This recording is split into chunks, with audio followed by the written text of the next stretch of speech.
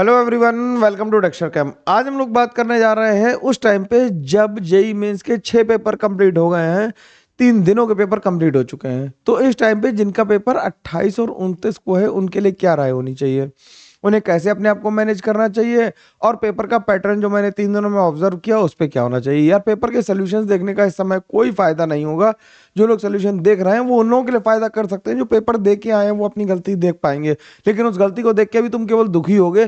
तुम चाहोगे तो मैं वो भी कर दूंगा, लेकिन अभी मैं तो नहीं चाहता कि वो पेपर बनाना। तुम ज्यादा रिक्वेस्ट करोगे तो मैं बना दूंगा सोल्यूशन, उसके कोई दिक्कत नहीं, ठीक है।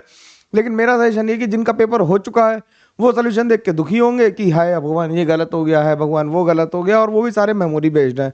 और जिनका पेपर नहीं हुआ वो ये देख के स्पेकुलेशन करेंगे कि क्या हो रहा है पेपर में। तो मैं बता देता हूँ कि तुम्हें क्या हो रहा है। ओवरऑल ऑल इन ऑल तुम्हें पता लग जाएगा। 5 मिनट का वीडियो लूंगा, ज्यादा टाइम खराब नहीं करूंगा। करना क्या क्या है पहले ये देखते हैं ना। तो पेपर जो आ रहा है यार, पेपर जो देखने के बाद महसूस हुआ कि वो पेपर बैलेंस आ रहा है। ऐसा नहीं आ रहा कि कोई एक पोर्शन बहुत ज्यादा हो दूसरा पोर्शन बहुत कम हो। तो वेल बैलेंस पेपर है।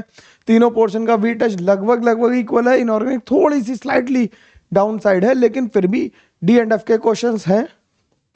डी एंड एफ के क्वेश्चंस हैं, कोऑर्डिनेशन के क्वेश्चन हैं, और जो अभी तक के पेपर आ रहे हैं। और इसमें है हमारा क्वेश्चन केमिकल बॉन्डिंग का। और अभी तक की शिफ्ट में ये देखा गया है कि पी ब्लॉक एब्सेंट है। जो पी ब्लॉक है वो एब्सेंट है। बहुत कम पूछा गया, एब्सेंट है या ना के बराबर है, टेंडिंग नियरली। एक क्वेश्चन आ रहा है बहुत मुश्किल है, एक क्वेश्चन भी मुश्किल से आ रहा है ना। तो लगभग लगभग पी ब्लॉक एब्सेंट है। जितना मेमोरी बेस्ड अभी तक मेरे को पेपर की एनालिसिस देख के समझ में आया, जो पेपर्स मैंने बाकी साइट्स पे पढ़े हुए वहां से देखे हैं, ठीक है। डिफिकल्टी लेवल मेरी समझ से मॉडरेट है और थोड़ा सा ट्रिकी है। मॉडरेट टू ट्रिकी है। ज्यादातर कुछ एनसीईआरटी की लाइन से आ रहा है। एनसीईआरटी की लाइन से आ रहा है ना। तो जिनका पेपर 28 और 29 को है, मेरे मेरा सजेशन उनके लिए है कि भाई एनसीईआरटी जरूर पढ़ लो। एनसीईआरटी मस्ट है, एनसीईआरटी जरूर पढ़ो, जरूर। खासकर किसकी, डी एंड एफ की, ठीक। क्योंकि वो कॉन्फ़िगरेशन वाले क्वेश्चंस बहुत आ रहे हैं, तो पढ़ लो। पेपर डिफिकल्ट नहीं है, ऑलमोस्ट डुएबल है। 20 क्वेश्चन तो आसानी से बनेंगे ही बनेंगे। परेशान हुए बिना करना है, बस इतना सा करना है तुम्हें, ठीक है। रिलैक्स होके पेपर जितना दोगे उतना आराम में रहोगे।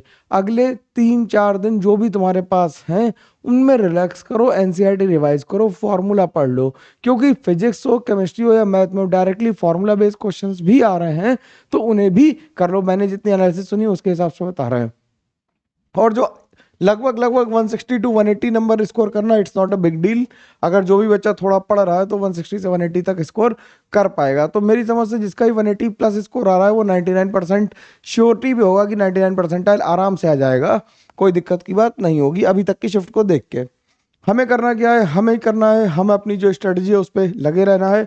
अभी बिल्कुल बिना थके, बिना किसी एनालिसिस को देखे, बिना तंग हुए अपने आप को फोकस रखना है और पढ़ते रहना है, ठीक है।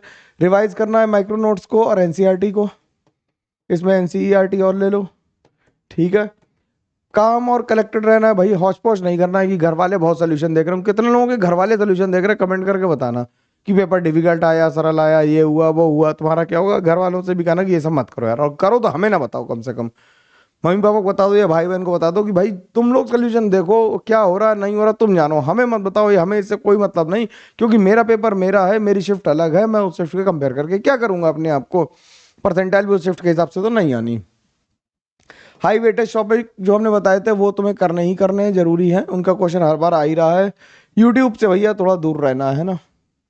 यूट्यूब से दूर रहने का मतलब ये नहीं कि मतलब बिल्कुल ही दूर हो जाओ, लेकिन बहुत सारे जैसे कि अब तुमने पेपर एनालिसिस देखना शुरू करी, 1 2 3 4 5 6 7 8 बस देखते ही जा रहे हो। इसकी एक और टीचर की देख लेते हैं, और सबने अच्छी की एनालिसिस। मैं ये नहीं कह रहा कि मैं अच्छी कर रहा हूँ, मैं तो कर ही नहीं रहा हूँ इसीलिए एनालिसिस। सबकी भी एनालिसिस अच्छी, लेकिन किसी एक पे रिलाई करके उसकी बात मान लो ना कि हाँ इसी की ठीक हो रही होगी। जो भी करे ठीक करे, किसी एक की देख लो। मैं तो नहीं कर रहा हूँ एनालिसिस, क्योंकि वो अननेसेसरी है एनालिसिस। जब पेपर आ जाएंगे तो उसके सॉल्यूशंस दूंगा आराम से, वो पेपर काम आएंगे तुम्हारे, है ना। तो अभी परेशान होने की जरूरत नहीं है। ज़्यादा एनालिसिस नहीं देखनी, मैं यही बता रहा हूँ तुम्हें, यूट्यूब से थोड़ी दूरी बना के रखो, 4 दिन घोड़े की तरह ऐसे कर लो कि इधर उधर ना दिखाई दे ज़्यादा, है ना। क्योंकि अगर दिखाई देगा तो फिर तंग हो गया और कुछ नहीं होगा, और उससे केवल और केवल तुम्हारा नुकसान होगा, फायदा कैसे भी नहीं हो सकता है। मेरा कहना केवल इतना ही कि एनसीईआरटी पढ़नी है, फिजिक्स की, केमिस्ट्री की, मैथ्स की, तीनों के फॉर्मूले तुम्हें रिवाइज करने हैं, और जो तुम अभी तक करते आए वो करना है, चैन से सोना है, बीमार नहीं पड़ना है, और किसी भी तरह के एनालिसिस से बचना है। ठीक है, पेपर अच्छा होगा, अभी तक लोगों का अच्छा हुआ है, आगे भी अच्छा होगा, परेशान होने की जरूरत नहीं है। केमिस्ट्री आराम से हो पा रही है लोगों से, जितना मेरे पास फीडबैक आया है और जितना मैंने पेपर देखा है। कॉपी के लिखे हुए सवाल आ रहे हैं, ज्यादा इधर उधर करने की जरूरत है नहीं। ठीक है, चलो, अपने आप में विश्वास रखना यार कि पेपर में बैठ के दुखी मत होना बस। अगर तुम्हें लग रहा है कि पेपर छूट रहा है तो मान लेना कि कठिन पेपर है, सबका छूट रहा होगा, और अगर तुमसे ज्यादा हो पा रहा है तो ये सोच लेना सरल है तो मुझे ज्यादा करना है। ठीक है, और पेपर में ईगो नहीं लड़ाना है। मैं बार बार कहता हूँ कि सवाल को जबरदस्ती करने की कोशिश नहीं करनी है। हर सवाल का वेटेज 4 ही नंबर है, तो उसे उस हिसाब से ही करना। ठीक है, कैरिड अवे मत होना कि चलो ये सवाल तो लगा के ही मानते, ईगो नहीं लड़ाना है पेपर में अपना, और अपने आप को फोकस रखना है, काम रखना है, कंपोज रखना है, और सिलेक्शन तुम्हारा ही होगा। मैं तुम्हारे लिए वेल विशेस लेके भी आया हूँ ठीक है, तीर्थ भी कर आया हूँ, वहां से भी लेके आया हूँ, तो सब तुम्हारे लिए ही है जो कुछ है। अच्छे से पढ़ते रहो, टेंशन ना लो, हम लोग जरूर सेलेक्ट होंगे, कोई परेशानी की बात नहीं है। मैं कह रहा हूँ ना कि हम लोग सेलेक्ट होंगे ही होंगे।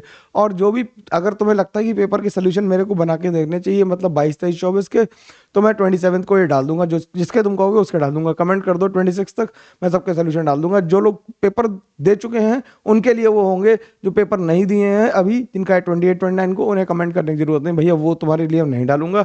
मैं तुम्हारा बुरा कैसे भी नहीं कर सकता अपने फायदे के लिए, तो वो नहीं करेंगे। ठीक है, तो हम लोग सीट लेके रहेंगे जो हम चाहते हैं। और मेरा कहना अंत में यह है कि all the best for your exam.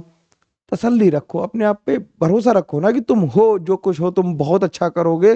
Relax रहो बस। ठीक है, कोई टेंशन की बात नहीं है। मिलते हैं हम लोग, तब तक के लिए thank you very much, take care, bye bye. अपना ध्यान रखो बहुत सारा, खूब सारी पढ़ाई करते रहो, चैनल को लाइक शेयर सब्सक्राइब करते रहो, क्योंकि हम लोग तो आगे लंबी रेस है ना, अभी कोई आखिरी एग्जाम थोड़ी है, इसलिए रिलैक्स होकर पढ़ाई करो। चलो मिलते हैं, थैंक यू वेरी मच।